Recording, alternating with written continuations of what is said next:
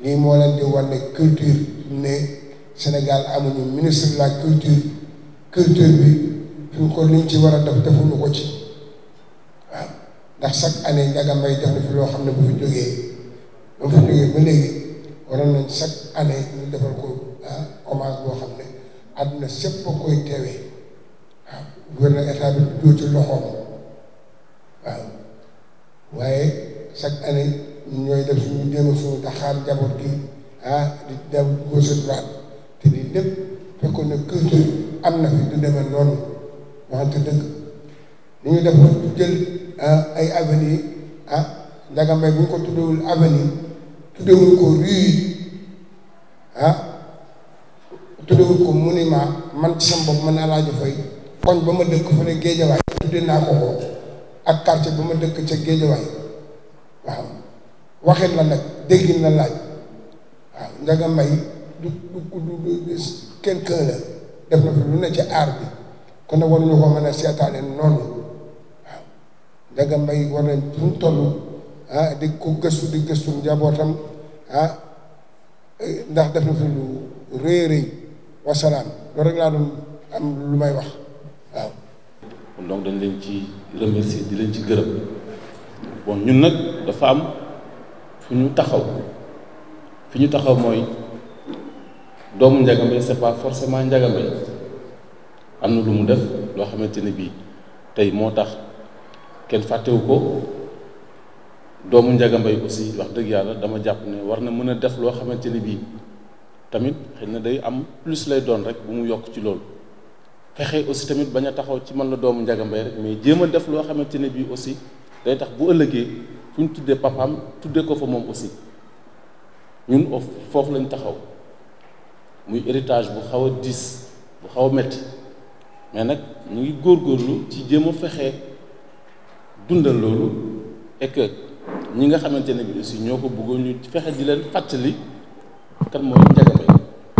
bien que dina metti nag mais ci barke moom ak yàlla suñu borom mën na yombal lépp tey alhamdulilah bi nga xamante ne bii kii fi teew di Aminata Mbengue suñu jigéen la suñu sœur la parce que man xam naa ci digganteem ak sam papa loo xamante ne bii man est-ce que du ma ne sax moom xamul ci sam papa loo xamante ne bii ñun xamuñu ko ci moom kon moom bu fi teewee rek loolu doy na sax encore une fois di leen remercier di wax ne aussi tamit yéen ci sama héritage ngeen bokk parce que li tax mooy sam papa daf ma doon wax ni du ma leen fi bàyyi oto du ma fi bàyyi xaalis bu ma leen wenee ginnaaw mais dinaa leen bàyyi ñu nga xamante ne bii bu ngeen leen toppee su ma fi bàyyiwul oto di ngeen am oto bu ngeen leen toppee su ma fi bàyyiwul kër di ngeen am kër te yéen ci ñooñu ngeen bokk man donc yéen ci suma héritage ngeen bokk ba ci groupe bi nga xamante ne bii sax ñoo ngi koy taxawal muy groupe bi ñuy ànd di jouer ñu ngi ko tuddee Pape Laye et ses héritiers donc man toujours dama insister ci héritage boobu kon donc di leen remercier encore bi ngeen fi teewee di ñaan yàlla mi nga xam dara tawu ko ak barke Cheikh Moussa mi nga xamante ne bi aussi ñun moom la ñuy dund li ngeen soxla ci waxtaan bi ñu jox leen ko ci kàttanu yàlla yéen aussi tamit vraiment yàlla yàggal seen taxawaay dafa leen fan bu gën a màggal seen xalaat aussi tamit ba lépp lu ngeen bëgg a liggéey rek yàlla def ci barke incha allah. waaw xam nga wax dëgg yàlla tey dama kontaan ndax li tax dama kontaan mooy dama gis sama mbokk taalibe boo xamante ne bii dañu bokk Cheikh Moussa te Cheikh Moussa dafa ne naa leen boole loo nga xamante ne bii bu ngeen ci jàppee fu ngeen bëgg egg da ngeen fay boole leen lu kenn mënta séddoo sama mbokk taalibe di expliquer parce que ñun ay taalibe rek ñun du ñu dunduñu doomu Ndiaga Mbaye ngeen baal ma ci wax ci Ndiaga Mbaye c'était quelqu'un bu nga xamante ne ku ñëpp respecté la ku ñëpp xam la ku ñëpp jox wax tax yi daal tolluwaayam mais ñun ay taalibe lañu tey dañuy mën nañoo taxaw ci scène bi ni joué tey mais bu suba bu laxasaay jotee takk màjjal dañuy màjjal taxaw ci mbedd mi màjjal ñun ay Baay Faal la loolu la ñuy dund kon bu sama mbokk taalibe egsee wax dëgg yàlla dama ci kontaan di ko jërëjëfal waaw loolu pour ñëw ci réponse boobu mooy ren xam nga dañ daan def bu anniversaire bi jotee dañuy dem Tivaouane wàcce kaamil parce que dañu wax ne kaamil bi moom donc mooy li am farata ci bis bi moo ko fay fekk après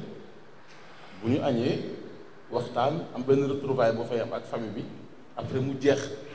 mais loolu boo koy def chaque année nga def loolu mais kan mooy xam Ndiaga Mbaye soit ay doomam ak ay sëtam ak waa Tivaouane donc ñoo yëg na ñu ngi def loolu mais tey li nga xamante ne bi mooy war a mën a valoriser Ndiaga Mbaye mooy dañ ci yokk comme lii ci am ni bien que daan na ci am mais tey am na ci lu nga xamante ne bi moom mii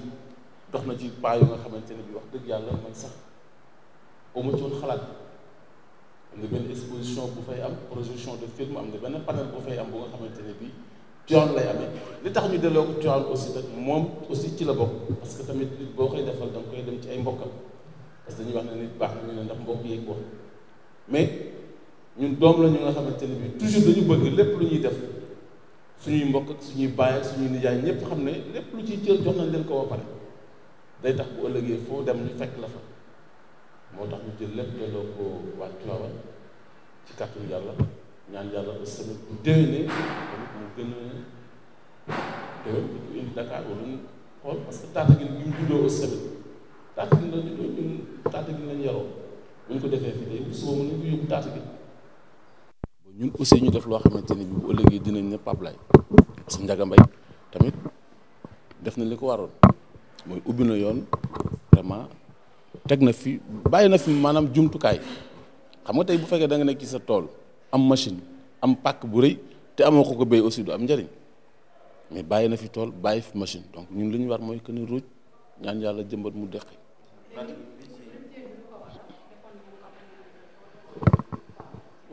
waaw rupture bi mooy c'est-à-dire mooy da ngay reculer pour mieux sauter rek parce que lépp loo gis ci àdduna boo ko defee defaat mu xaw a am ay kii da ngay reculer xool fan la faay yi nekk ak fan ngay jaar pour que mu réussir loolu rek moo waraloon pause bi mais loolu kenn du ko fàtte. programme bi mooy d'ailleurs bi ci njëkk ñun dafa am fu ñu jógee parce que da ngay dégg bu nit génnee àdduna li ñuy njëkk wax mooy inna lillahi wa inna ilayhi rajiun donc ci yàlla lañ jógee ci la ñuy dellu donc kon programme boobu xam naa ne ci la ñuy nekk duñ ko génn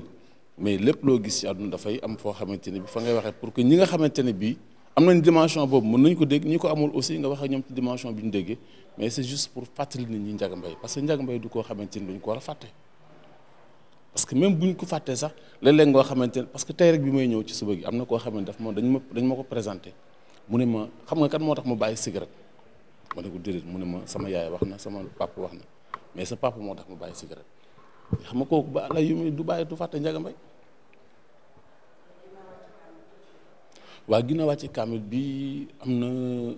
waxtaan parce que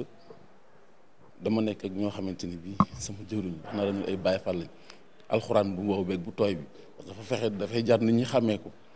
mais bu loolu passé bu kaamil bu wàccee waxtaan dina fa am après bu ñu añee ba pare am na benn monument bu nga xamante dañ ko fa tuddee muy arène Ndiaga Mbaye donc dinañ fa dem inaugurer ko remercier xale yi nga xamante ne bi aussi ñoo ko def parce que tey boo jëloon photo Ndiaga Mbaye dem samp ko fa bu subaa boo xëyee ci mbalit bi nga koy fekk donc valeur bi photo bi amoon ak Ndiaga Mbaye dafay wàññeeku mais ñoom ñoo décidé waxtaan seen biir samp ko fa kon ñun li ñuy mën mooy remercier leen ànd ak ñoom ci projet boobu après ak ñëpp ñoo xamante ni moom mooy ay kàngam yi fi nekkoon doon ànd ak Ndiaga Mbaye tey jii lan ngeen di xaar ci ñoom seen programme. waaw comme li ñëpp di xaar ci ñoom rek mooy bu fekkente ne da nga am foo bokk ci kër mu wóor la ne yow kër gi da nga fi bokk boroom kër gi bala ngay def dara di nga ko tàggu bu ko defee parce que tàggu yëgle dafa am solo dina tax booy dem di nga am yóbbal wax dëgg yàlla boo ko tàggoo nag xamal ko ne ko yaa ngi bëgg a def leen ci Ndiaga Mbaye koo xamante ni bii moom bokk na ci li nga xamante ni bii même bu la ko waxu sax dina toog déglu kasetu Ndiaga Mbaye déglu ay waxam donc nga tàgg ko ne ko kat ñi ngi koy defal hommage ni ngi koy loolu dafa baax dina tax moom aussi mu jàpp ci comme ni muy jàppee ci yeneen artistes yi comme ni muy jàppee ci yeneen affaires yi parce que moom dañ ko fi teg pour loolu culture bi artistes yi mooy li ma la expliqué woon rek ñi nga xamante ne bii tey sama génération lañ dinaa def de sorte que ku ci nekk ci ñoom am benn link benn amitié bu dox sama diggante ak ñoom li nga xamante ne bii nag dafa nekk génération Ndiaga Mbaye ñoom la wax dëgg yàlla parce que ay bàyyi fa nekk ay tante ay bàjjan ñoom loolu la quoi terewul nag di nga def de sorte que di nga xam ne doomu Ndiaga Mbaye da nga jéem a fexe renouveler amitié bi doxoon sa diggante ak ñoom mais doo ci forcer kenn doo ci imposer kenn parce que ay bàyyi lañ ay tante lañ mais en tout cas ñi ngi invité ñëpp parce que ñu ñëw parce que Ndiaga Mbaye seen Ndiaga Mbaye la woon.